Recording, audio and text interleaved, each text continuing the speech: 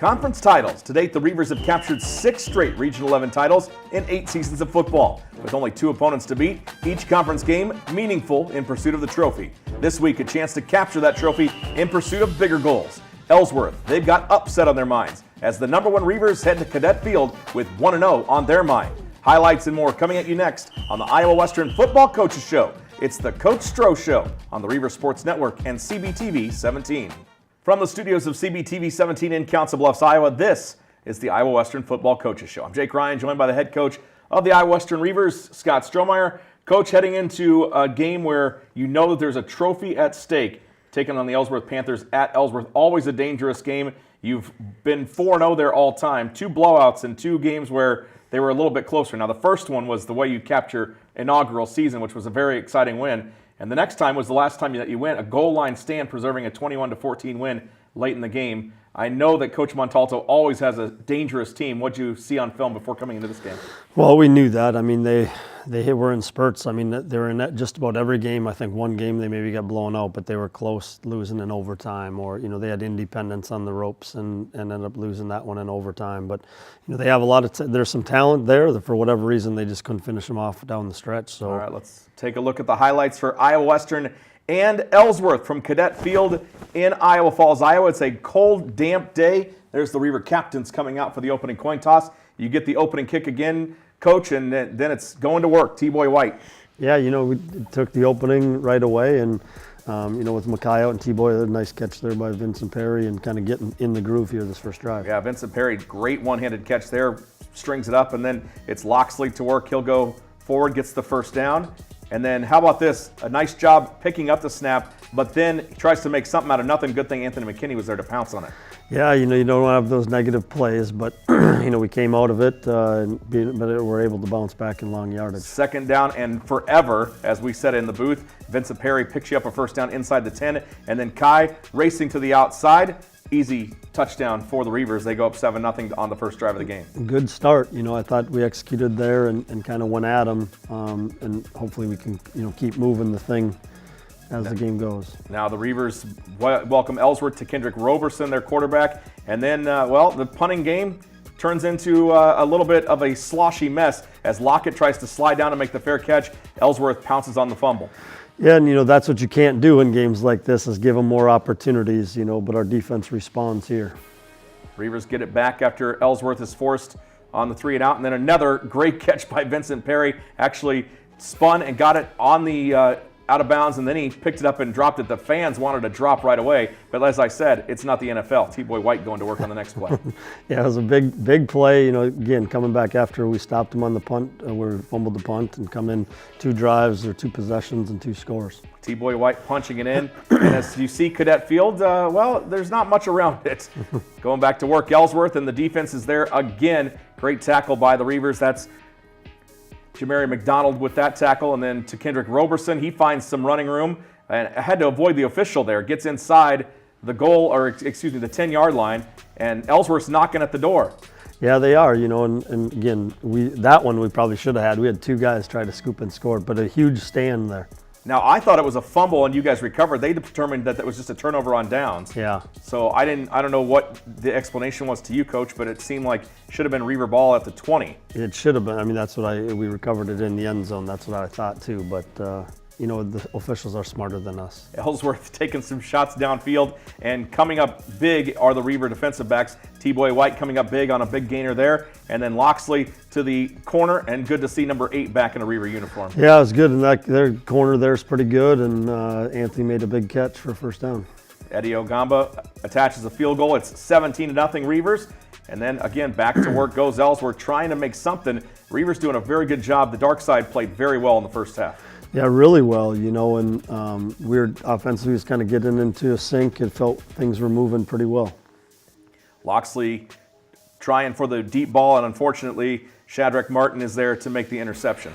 Yeah, I mean, that's tough. He threw it when he thought the receiver was going to go outside, and he ended up going inside. So, but, we turn it over, and we'll get the ball back. Ellsworth turns it over, and then you get the ball back. Loxley down the sideline. I thought he was in for the touchdown. They call him out of bounds. What do you see from your sideline? It was close. I didn't really see if he stepped out, but, again, they're smarter than us, so they know if he stepped out. Fake field goal. Walding will go to work, and, He throws it incomplete on that play. Incomplete, turns the ball over, and then guess what? Bam Mangrum picks the ball off and down the sideline. Not quite enough to get there. Reavers going back to work inside the red zone. Well, it's good. We got the turnover, and now we answer on the turnover to go up 24 or 23-0 before the extra point. Vincent Perry, great move to the outside, hits the cone as he goes in. 24-0 as you're getting closer to half.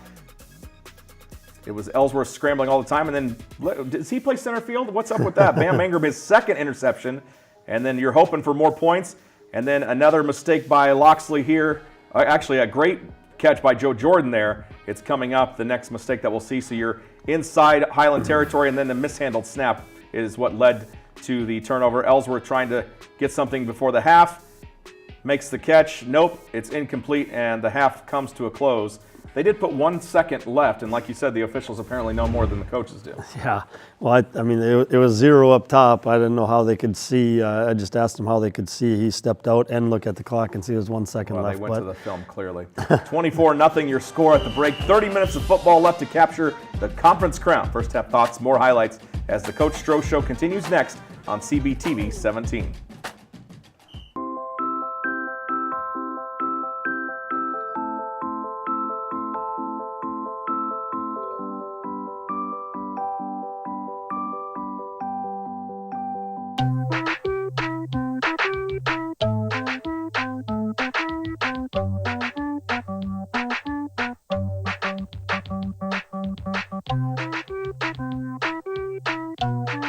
Start a story. Adopt at theshelterpetproject.org.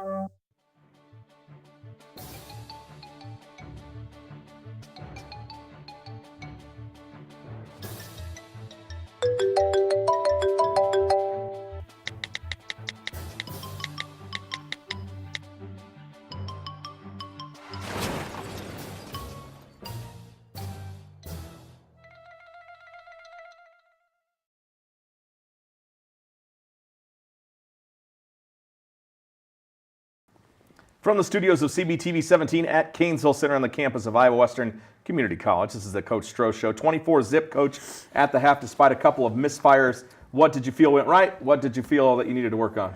I mean, I thought we played pretty well. There's maybe a couple drives where we had some mental breaks that, you can't have. And defensively, we played well. Obviously, a shutout. We had a goal line stand. And, I think the biggest thing is, so you get there early before the game, you were dressed on the sidelines. Halftime, we got to stand in, tall grass. And, it just, you get out of your sync. And, I was hoping that we could come out in the second half with some intensity.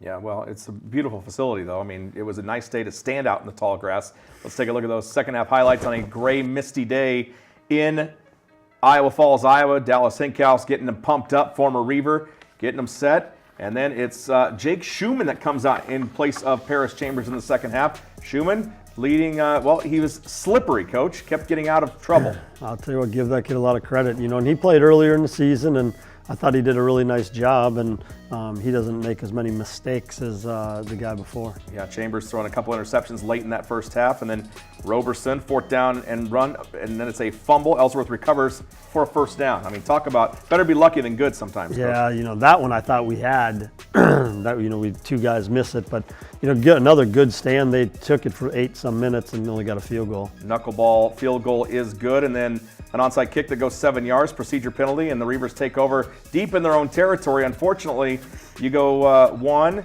and here's 2, and a nice toss, but it's almost intercepted. And then here's the fourth down where it's intended for Perry across the middle. He gets popped, can't hang on, and Ellsworth has the ball back. Yeah, they take a long drive, and then they go out on downs. We couldn't take advantage of them trying an onside kick. It's Raekwon Chapman that checks him down, and then a nice pass to Ben Rooney. Rooney, a sophomore, and I remember calling his name a lot last year, and then the goal line plunge for Ellsworth, and they cut it down to 10. Then a little squib kick taken by Vincent Perry. Nice run as he just gathers himself and then fires out of a cannon right behind T-Boy White. Ramonte Hill with the nice block as well.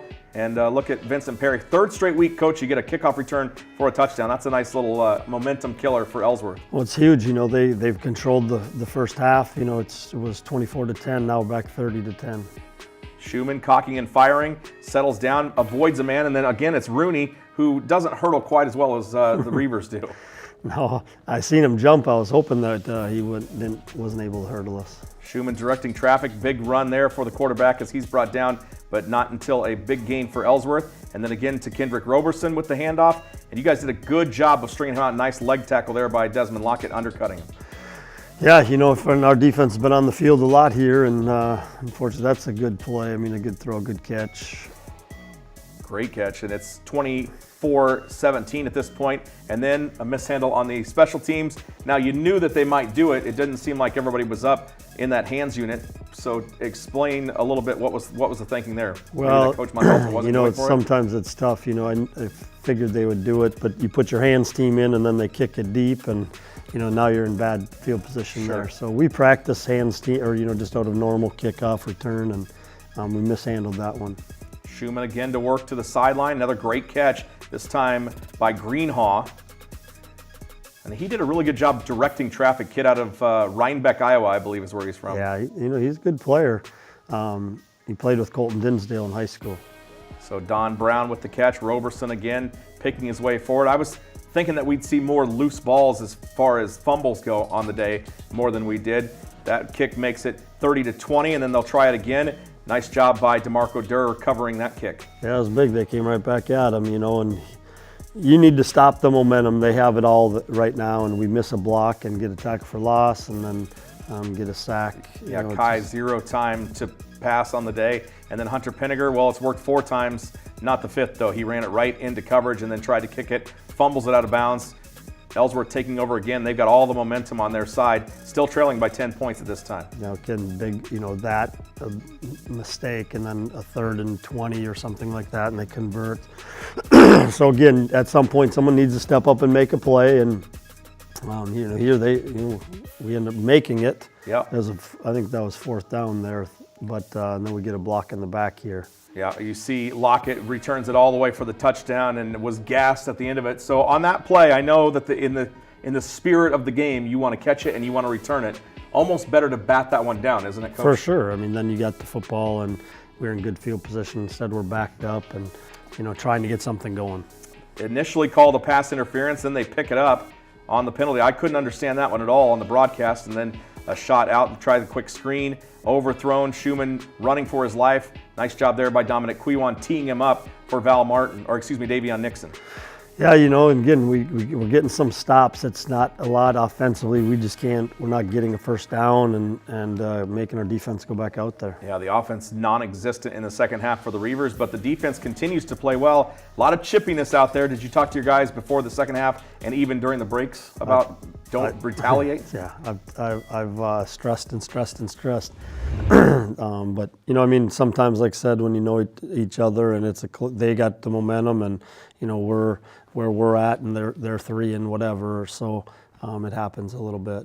Well, you pick up your 9th victory of the season, 30-20. It was not easy. The first half was easy. The second half was a bit of you had to hold your breath, but you come out with the win again, and you get those wins on a field that is muddy. It's been ripped up. The entire community plays on it, not just the high school and not just you or the Panthers, but also the youth teams and the JV teams. So the field has seen better days. On November 4th, a grass field. They talked about to us before the game. They're hoping to get turf up there at Cadet Field, but it hasn't happened yet. So your footing's bad. Everything that you guys do well, which is a speed-oriented ball game, getting it quick, getting quick cuts, was pretty much negated by the playing surface. And then I will say it because I know that you will get in trouble for it. The officials were terrible on the day. They were just not good. There were how many times did Chester Graves get held on? I mean, it was unbelievable what we saw. The pass interference penalties that they didn't call or waved off. I mean, I just can't understand at that level of football how you're getting that kind of crew.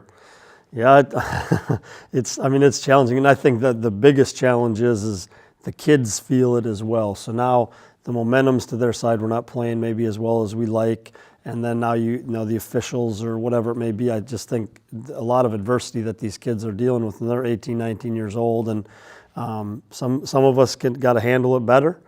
Some of them did a good job, but and then you're sitting there, and I think people are gunning for us, and gosh, you'd like it to be just a clean game and everything go right and officiated correctly and all that. But, that we've seen some of those days again. And again, like I said, I don't know if people don't like us or want us to lose, but, that's just part of it. Yeah, and it's been both ways as the season's gone on. Yeah. We've seen some calls that have gone our way, but for a second to be added back on the clock after it was clearly expired, I mean, one thing after another. A win is a win, though. Yep, we'll you take get it. win number 9. This week, you try for your 10th win of the season against a scrappy DuPage team. We'll talk about the Chaparrals when we come up. When we come back, we will talk the kicking game. Eddie Ogamba, a pair of field goals. And, Fast Eddie will join us next right here on the Coach Stroh Show on CBTV 17.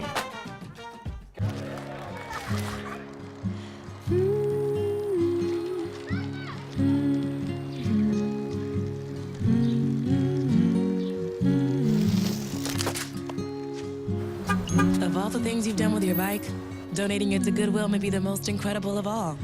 Your donations help fund job placement and training for people in your community, which means your stuff can be more powerful than you think. Goodwill. Donate stuff, create jobs.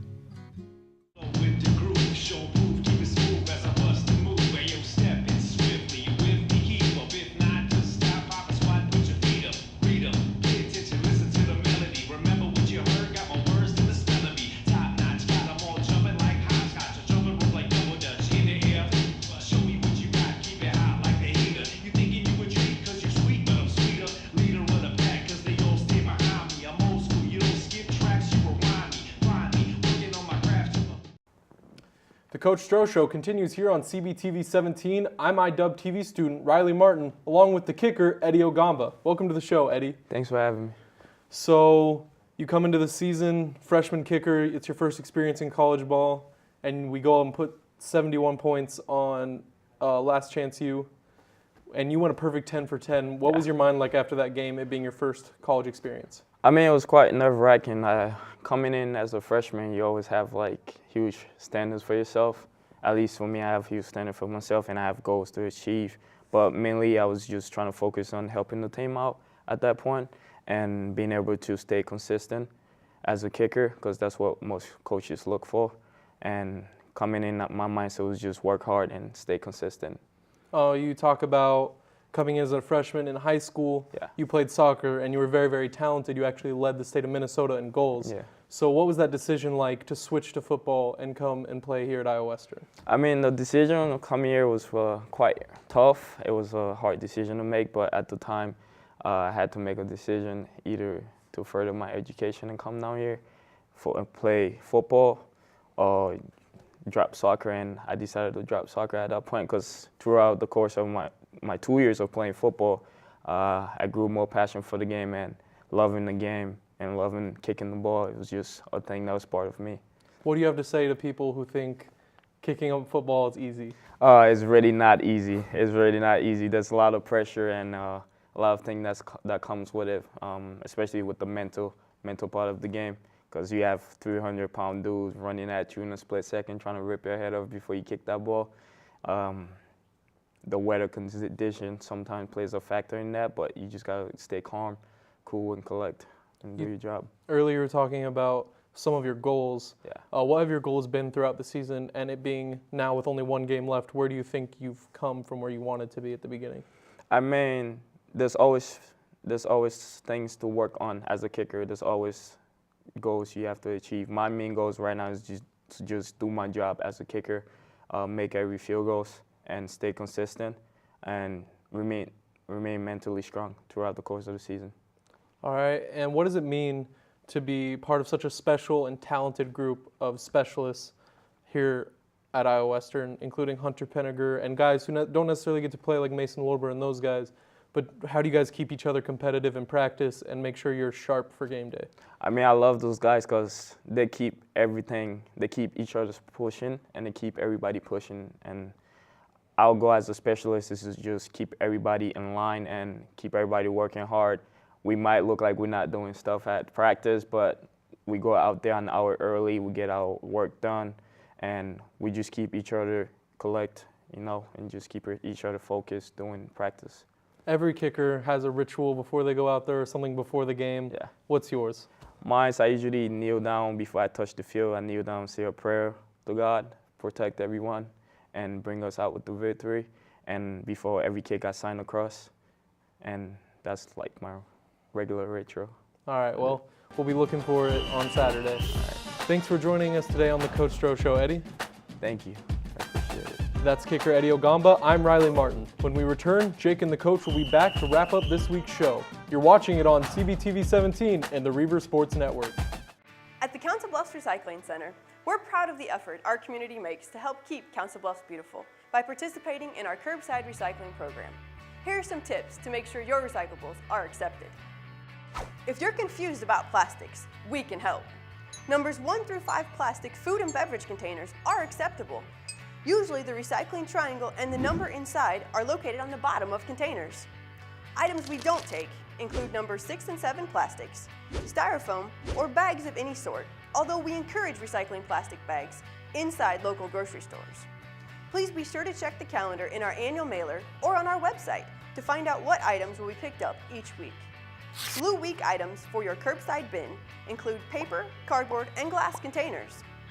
Green Week items for your curbside bin include plastic food and beverage containers, tin and aluminum containers, and tin foil.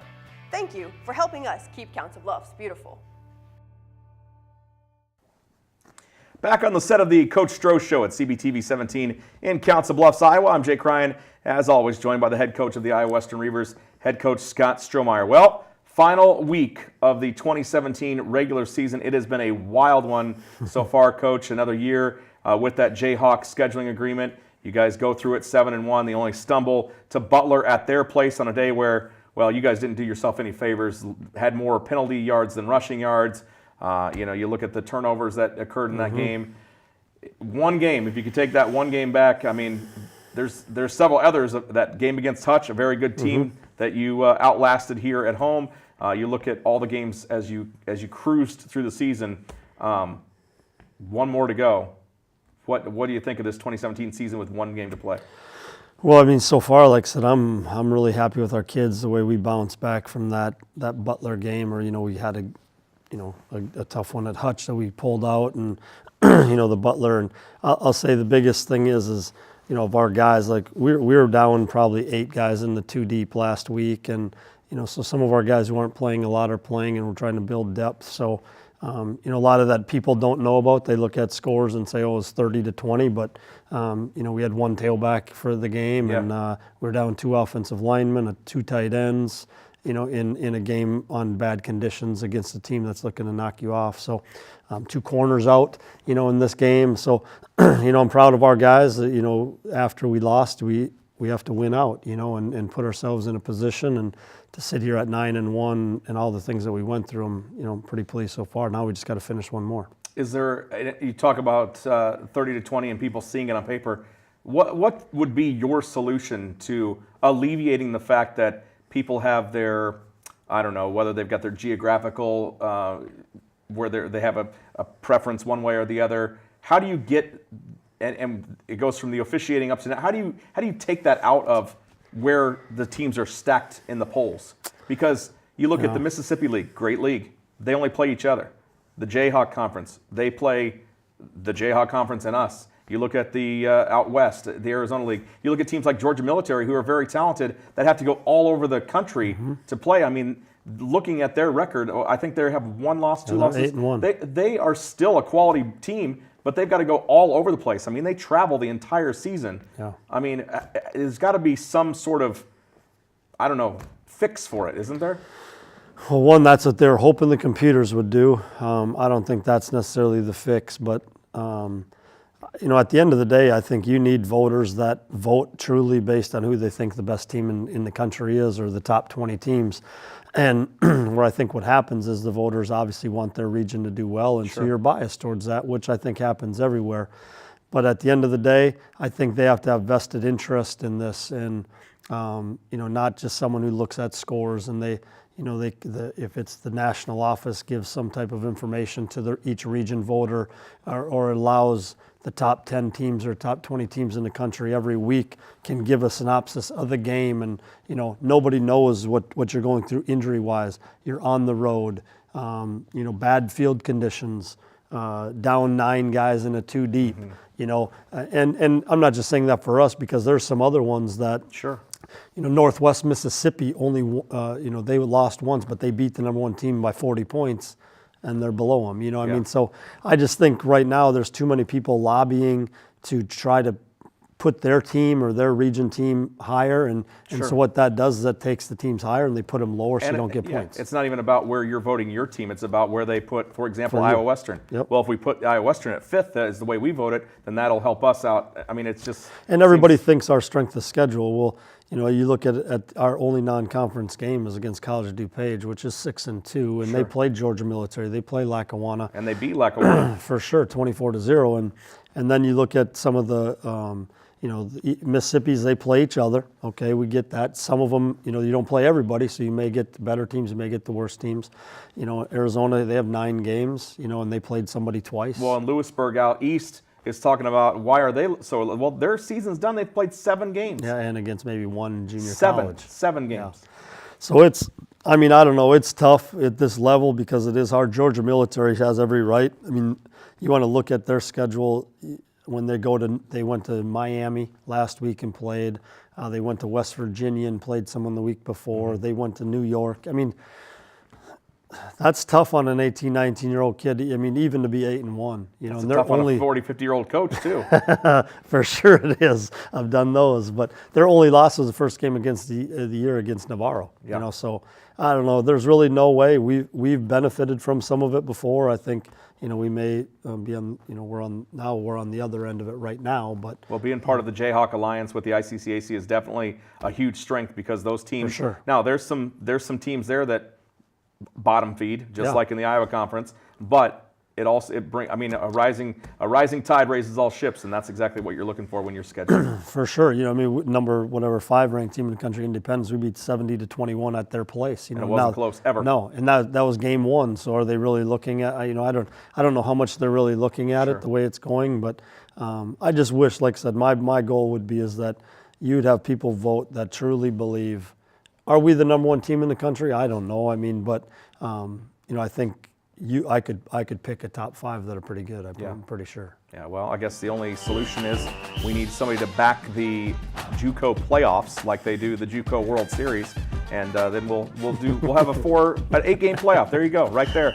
We got it done. We got it settled. Just like that. Call the national office. We'll book that right now. Last regular season game this weekend. It's a high noon start as the 9-1 Reavers take on the 6-2 College of DuPage Chaparrals. Should be a very entertaining game from Chicagoland. We'll have the pregame beginning at 11 a.m., so set your alarm. Reaver Hoops are in action at home this weekend. A big congratulations going out to women's coach Lindsay Vandehoef on her 100th career victory, and also to Reaver Volleyball and women's soccer on clinching berths to the NJCAA national tournaments. Also wrestling season, so much going on, so don't forget about heading to campus and catching the Reavers in action. Make sure you keep up with the teams on our great social media by following @GoReavers. You can also see all the schedules online at GoReavers.com. We'll talk with you Saturday from the Windy City. Thanks for watching, and Go Reavers.